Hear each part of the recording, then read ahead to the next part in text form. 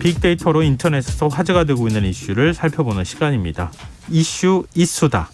빅데이터를 읽어주는 남자, 한국인사이트 연구소 김덕진 부소장 스튜디오에 나와 계십니다. 안녕하세요. 네, 안녕하세요. 반갑습니다. 김덕진입니다. 근데 어떻게 이렇게 얘기하실 때마다 똑같아요. 톤이, 인사하시는 톤이. 네, 항상 이 시간에 좀 힘차게 지치지 마시라고 마지막에 돌리더라도 힘을 내야죠. 예. 특히 오늘 또 지금 아마 축구를 하고 있지 않을까. 그러네요. 네, 그래서 저도 이거 어떻게 되는지 좀 보고 들어오려다가 그럼 방송을 못할 것 같아서 참고 일단 들어왔습니다. 네, 자, 빅데이터에 나타난 한 주간의 이슈 어떤 흐름 발견하셨어요? 네, 일단 이번 한 주 동안은요. 지난주에 비해서 언급량이 좀 많이 늘긴 했어요. 지난주엔 1,316만 건 정도인데 이번 주는 1,500만 건 정도니까 한 거의 200만 건 조금 안 되게 늘었고, 제일 특징적인 거는요. 경제 주제가 드디어 5위까지 떨어졌다라는 겁니다. 경제 주제가 5위로 떨어졌어요? 네, 보통은 한 2위, 3위에 계속 나오고 주식 얘기 나왔었잖아요. 네. 근데 이번 주에는 5위까지 떨어졌으니까. 그럼 뭐가 대신 치고 올라간 거예요? 그러니까요. 이게 반대로 이번 주에 좀 재밌는 주제들이 좀 많이 있어서 개인적으로 좀 재밌었던 부분이 있고요. 1위는 솔직히 좀 뻔해요. 그래서 이제 당연히 이번 주에 또 가장 큰 관심사, 그리고 오늘까지도 계속 관심 있는 정치 주제 같은 경우가 이제 지난주 대비해 가지고 급상승한 가장 증가율 4% 이상을 보였던 키워드고요. 양이 전체적으로 많다기보다는 지난주 대비해서 이제 급상승한 키워드를 저희가 설명을 드리니까 관련돼서는 다 아시겠지만 이재명, 3차 선거 이슈, 향후 행보 이런 키워드들이 좀 나오고 있는 상황이다라고 볼 수 있을 것 같고요. 그리고 오늘도 계속 이슈죠. 이낙연 전 대표가 경선 무효표와 관련해서 아마 내일쯤이면 결론 날 것 같은데 이런 얘기들 좀 많이 나왔고요. 또 이제 반대측이라고 할 수 있는 이제 쪽에서는 이제 윤석열 주술 논란 이런 키워드 같이 국민의힘 본경선 토론에 대한 이야기들처럼 양쪽에서 이제 계속적으로 좀 이야기가 나오는 게 첫 번째 1위 주제였다라고 말씀드릴 수 있을 것 같고요. 재밌는 건 2위 주제부터인 것 같아요. 2위 주제요? 어떤 거기 때문에? 2위로 오랜만에 과학 키워드가 올라왔어요. IT 과학 키워드. 네. 메인 자신 있는 분야잖아요. 그러니까 제가 좋아하는 분야이기도 하고 좀 비즈니스랑도 연결이 돼 있는 분야인데 메인 키워드는 일단 구글세라고 하는 키워드입니다. 디지털세라고 원래 불리고 있죠. 우리나라뿐만 아니라 구글, 페이스북처럼 글로벌 IT 공룡 기업들이 이제 2023년부터 디지털세를 해당 국가에 내야 된다라는 내용이 이제 전 세계적으로 확정이 난 것이죠. 이제 OECD가 지난 8일에 13차 총회를 개최해서 다국적 IT 기업들에 대한 과세를 강화하는 디지털세 도입에 잠정 합의한 거예요.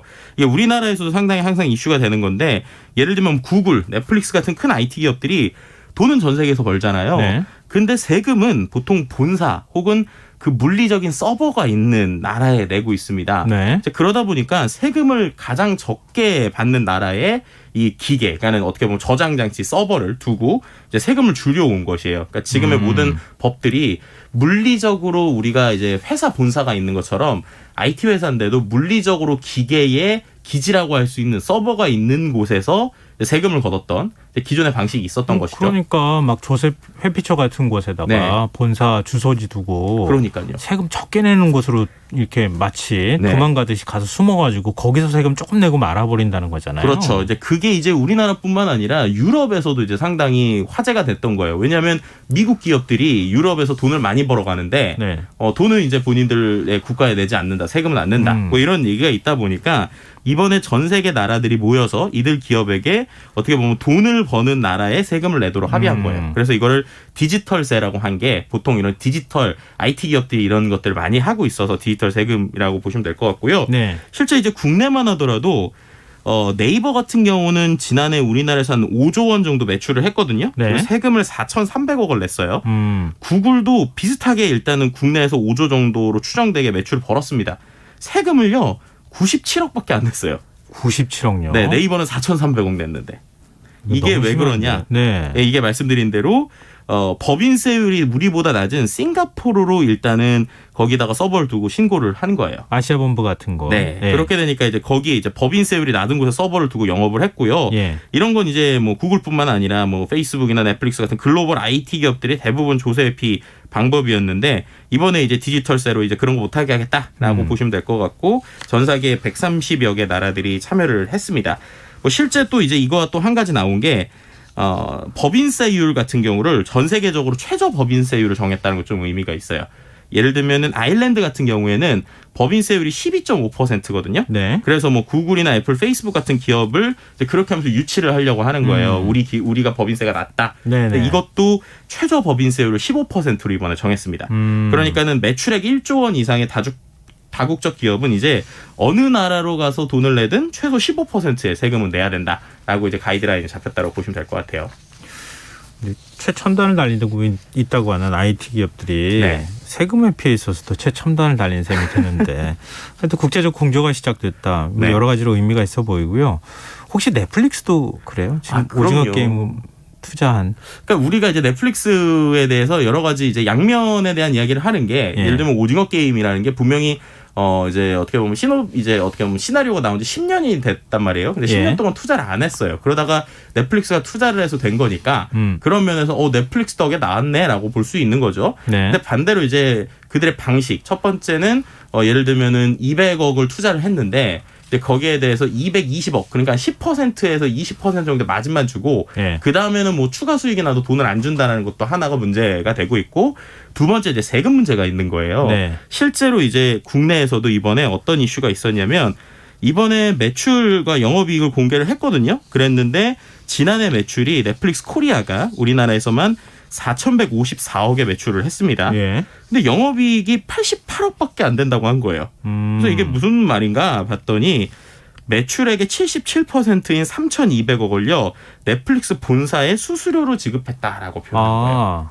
그걸 네. 비용 처리했단 말이에요? 네, 그러니까 이제 본인들은 이제 매출액의 77%는 수수료고 우리는 이익이 88억이다. 그래서 세금 낼 게 없다. 이런 식의 이제 표현을 하는 것이죠. 그렇게 되다 보니까 이거 사회적인 책임이 있는 회사에서 이렇게 하면 안 된다라고 하고 있고요. 또 국세청이 넷플릭스에 대해서 지난 6월에 이미 한 지금까지 이런 식으로 계속 어떻게 보면은 이제 매출을 작게 얘기했었던 수익을 작게 얘기했었던 부분을 지적하면서 약 한 800억 정도의 세금 추진을 명령을 했거든요. 네. 근데 지금 불복 의사를 밝히면서 법적 대응을 하고 있는 상황입니다. 참 이거 오징어 게임 안 볼 수도 없고. 아니 근데 이게 팔도 안으로 굽는다고 네네. 우리나라 기업들이 외국에 나가가지고 똑같은 일을 당할 수도 있는 거 아니에요? 네, 우리 뭐- 기업의 상황은 어때요? 지금 우리나라에서는 일단은 삼성전자 그리고 SK 하이닉스 이 정도가 어떻게 보면은 이번에 이 법에 좀 어느 정도 이제 영향을 받을 거라고 예. 볼 수 있을 것 같은데 글로벌 매출에서 한국 비중이 한 16%밖에 삼성전자가 안 된단 말이에요. 네. 그러니까 당연히 매출 비중이 높은 해외에 낼 세금이 늘어나게 되는 거죠. 근데 이제 계산을 해봤더니 그렇게 하더라도 구글이나 애플 같은 곳이 워낙 우리나라에서 세금을 안 내고 있어서 우리나라에 내는 세금이 더 클 것이다라고 지금 계산하고 있는 상황이라고 합니다.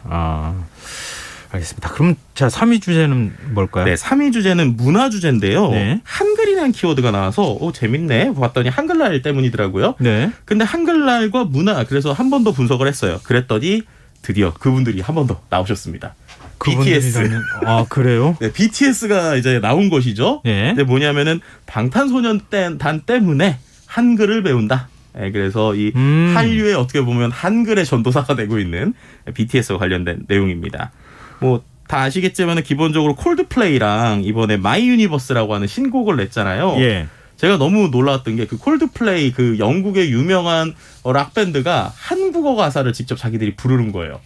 네. 네. 그게 이제 방탄소년단의 원래 가사인데 예. 그거를 실제로 지금 전 세계 팬들이 매일 밤 4개 나라가가 한국어인데 그걸 영어로 이제 스펠링을 풀어서 뭐 MAEIL 이런 식으로 하면서 그 발음 그대로를 연습하면서 한국어를 배우고 있다는 거예요. 그리고 또 한 가지는 BTS의 리더인 랩몬 RM이 지난 6월에 버터가 이제 빌보드 1위를 하니까 예. 소셜미디어에 뭐라고 올렸냐면 우리나라에서 유행하는 말 중에 하나 머선일이고 이런 게 있었잖아요. 예. 사투리잖아요. 네, 사투리로 머선일이고를 올렸단 말이에요. 예. 그랬더니 그거를 또 전 세계 BTS 팬들이 이게 무슨 말인지를 또 영어로 또 그걸 번역을 해가지고 각자 이제 해석을 하는 겁니다. 그래서 잘 안 나올 것 같은데. 이걸 어떻게 해석했냐면요. 네. 머선일이고를 what is happening, 그러니까 무슨 네, 일이니라고 한 다음에 그거를 무슨에 그거를 경상도 사투리라고 해서 또 SATORI 이렇게 해서 오. 사투리인 머선 MUSU 또 쓰고 대단하네요. 숫자 129와 조합했다. 이런 식의 해석을 달아서 그걸 같이 이제 포스팅을 보여주는 거예요. 아미의 힘이 엄청나네요. 네, 그러니까 그럴 정도로 이렇게 되니까 자연스럽게 그들의 문화를 알고 싶은 외국인들이 한국어를 배우고 있고 이게 이제 계속 크다 보니까는 심지어 이 빅히트에서는요 일종의 한글 교육 프로그램, 교육 영상 학습 교재까지 내놨습니다. BTS가 나와서 한국어를 가르치는 콘텐츠. 네, 이런 것들도 이제 그거 유료예요? 네, 이런 걸 또 만들고 있고요. 또 그 외에 이제 뭐 전 세계 대학에서도 뭐 한국어 강좌 정식 교재로 이런 걸 사용하는 이런 일들도 벌어지고 있고요. 심지어 이제 한국어 열풍을 이제 할 때 이제 우리가 얘기하는 세종학당, 그러니까는 이제 전 세계적으로 한글을 가르치는 곳이죠. 그것 같은 경우 정부에서 만든 세종학당 같은 경우에도 올해 전 세계 82개국 234곳에서 운영이 되고 있고 내년엔 36곳이 더 추가된다라고 합니다. 자, 4위 주제는 뭡니까? 네, 4위 같은 경우에는요 생활 분야인데요. 네. 이것도 또 신조어가 하나 나왔어요. 뭐요? 빵지술래라고 들어보셨어요? 빵지술래. 빵지술래. 네. 빵 맛있는 집. 네. 술래 다니는 거죠. 그렇죠. 네. 빵캐팅은 뭔지 아세요? 빵캐팅? 빵캐팅요? 네. 모르겠는데. 저는 처음에 마케팅 하는 건가 이런 줄 알았는데 그게 아니더라고요. 뭐예요? 빵하고요 티켓팅이 합쳐진 겁니다. 왜 빵 먹는데 티켓팅을 해요? 그러니까요. 근데 하더라고요. 온라인에서. 그래요? 이게 뭐냐면 유명 온라인이 요즘에는 이제 실제 가서도 먹지만 이제 코로나 때문에 우리가 주문을 해서 먹잖아요. 아주 유명한 지방의 빵집은 딱 온라인의 오전 시간에만 이제 예약을 받기 시작하는 거예요. 예. 그러니까 사람들이 마치 인터넷 티켓팅 하듯이 줄을 서서 기다리다가 오픈 딱 하는 순간에 그 빵을 사려고 다 같이 클릭을 하고 있는 이런 행위가 지금 온라인에서 일어나고 있습니다. 저는 예전에 어디 지역에 네. 빵집 유명하다 그래서 네. 가가지고 그냥 아주 편안하게 빵을 우르륵 이렇게 사가지고 왔는데 어느 순간 가보니까 네. 1시간은 기다려야 빵 사는 그러니까. 그렇게 돼버리더라고요. 네, 정말. 그러니까 이게 지금 MZ 세대의 좀 특징 중에 하나라고 볼 수 있을 것 같은데 빵을 단순히 먹는 것뿐만 아니라 이 모든 걸 하는 게 SNS에 인증을 올리기 위해서예요. 네, 그러니까는 어떠한 내가 이 힙하다라고 표현하는 것, 관심 있다고 하는 것을 내가 이렇게 노력했고 이것을 한마디로 얻어냈고 맛있고 나는 자랑하고 싶어라는 걸 보니까 다른 사람들도 하고 싶은 거죠. 이게 하나의 문화 현상. 그러니까 먹는 것뿐만 아니라 이 먹는 것이 하나의 컨텐츠로서 즐기는 현상이 되고 있다라는 걸 보여주는 게 이 빵캐팅 그리고 또 빵지술래라는 키워드가 좀 나와서 흥미로운 부분이 있었습니다.